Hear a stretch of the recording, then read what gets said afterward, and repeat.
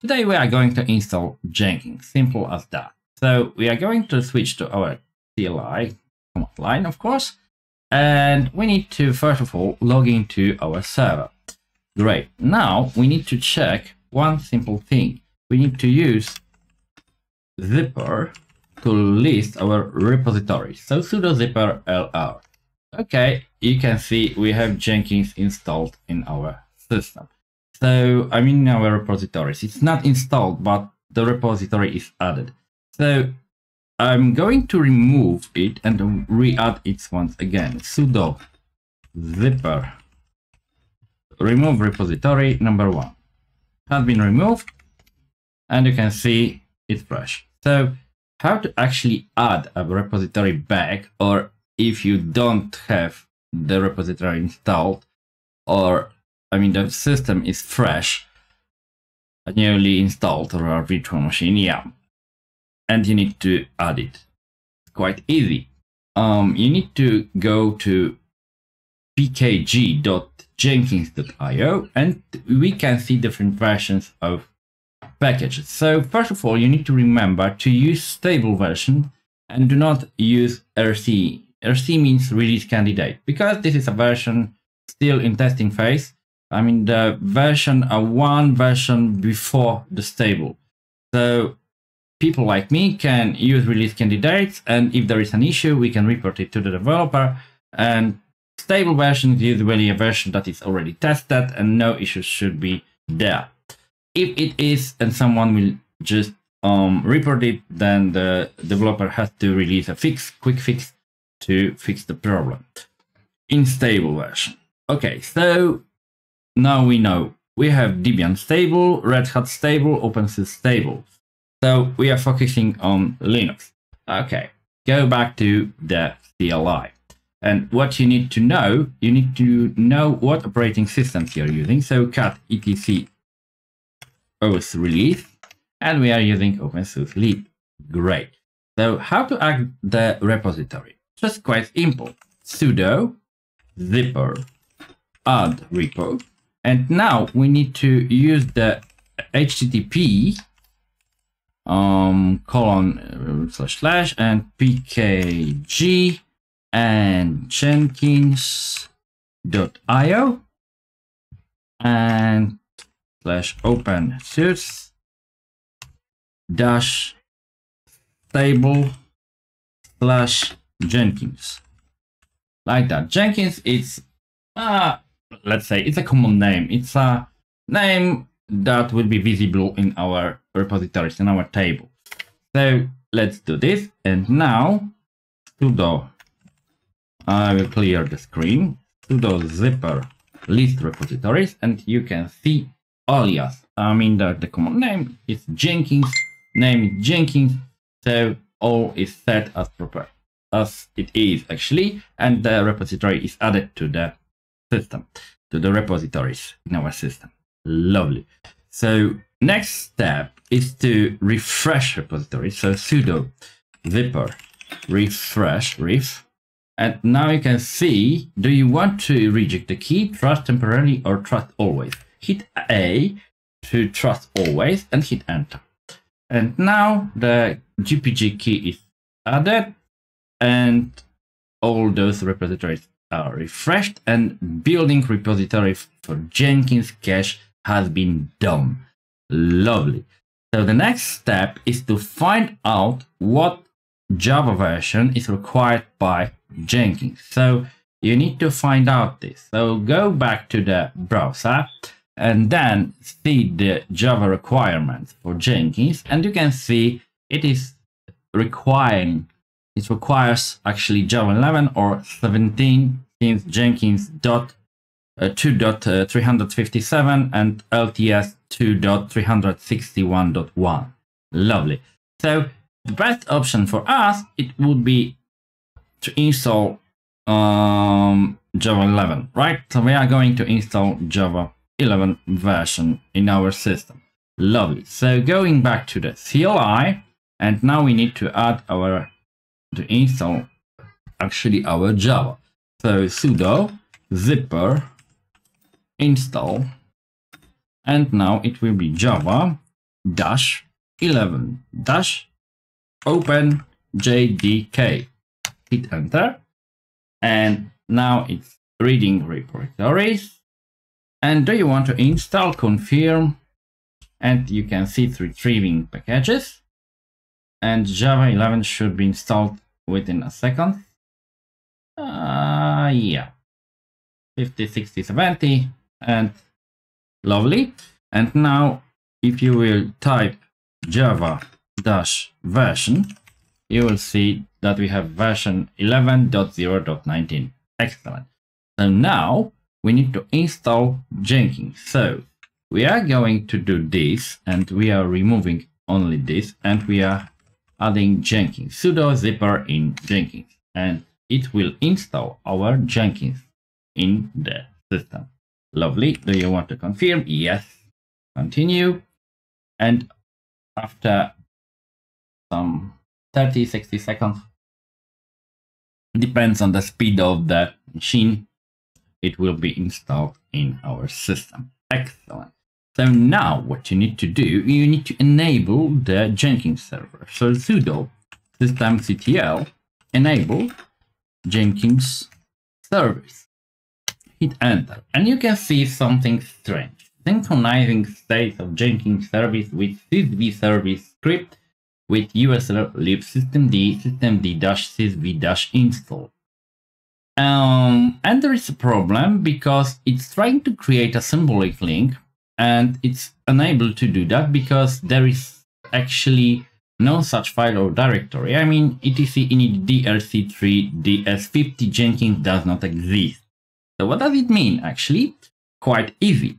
Sudo vim, and now we can try to find out. So you need to get into this file, USL lib systemd install. This is an installer.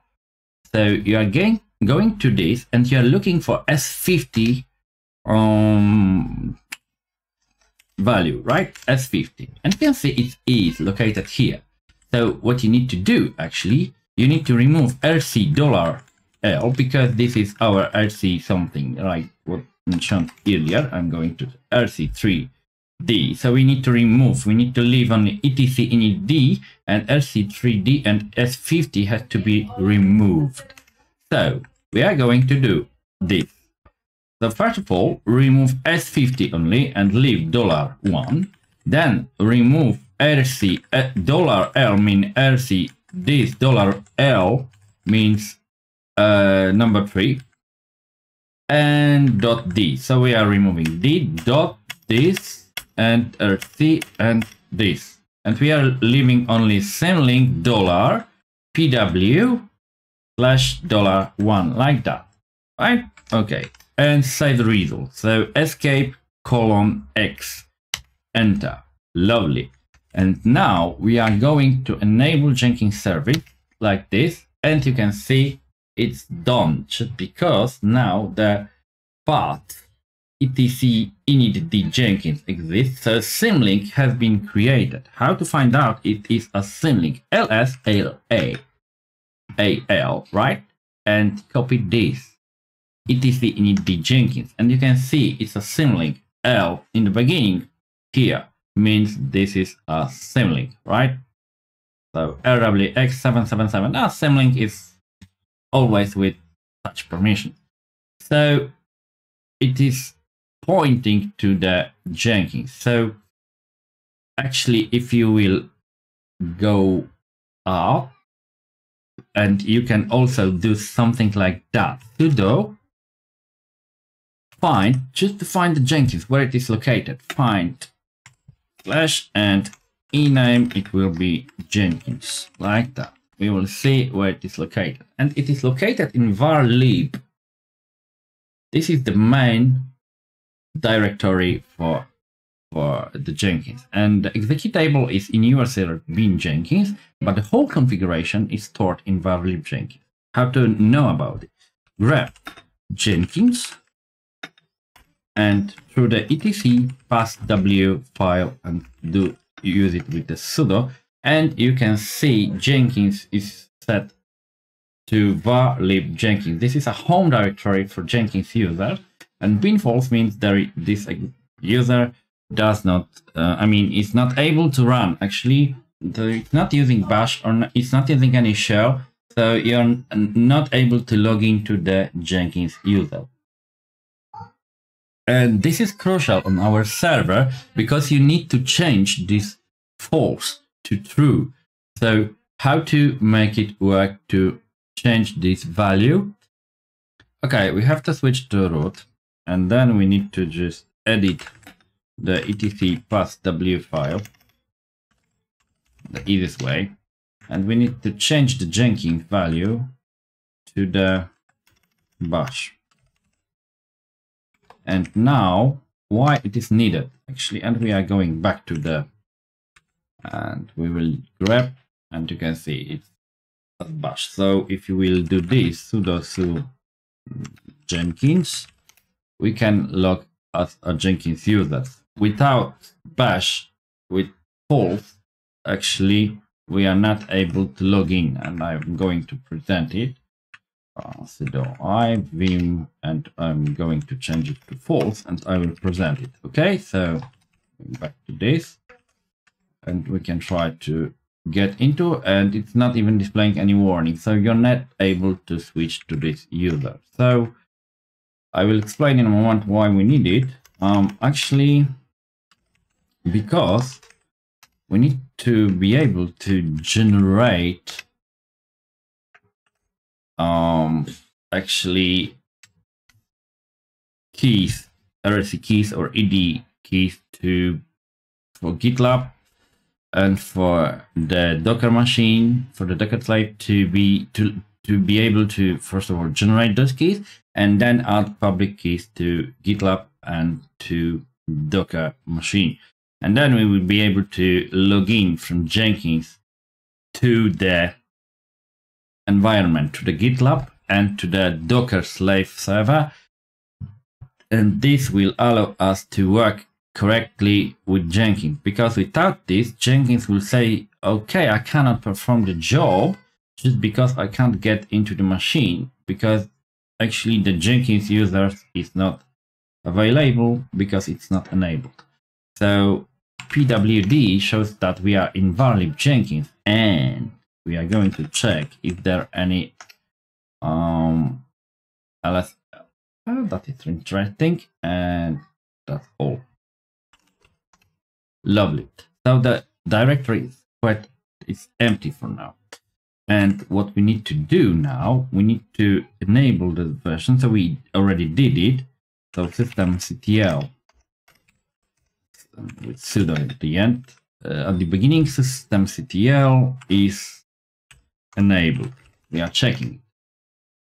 And Jenkins, of course, and it's enabled. Lovely. So we are now checking the status Jenkins, and you can see it's inactive. So we are going to start Jenkins service now, and we need to wait a little bit longer for this to make it work, right?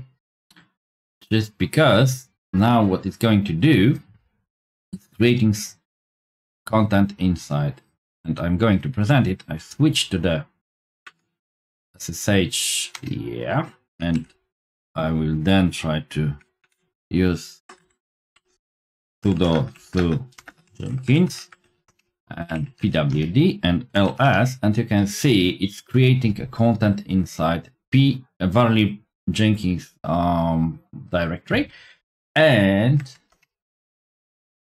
inside those directories, inside of those, and you can see it already started. So we are going to check the status, and you can see you have a password. This may also be found at varlib Jenkins secret initial admin password. So you can check the status, or you can cut the content of Jenkins. So sudo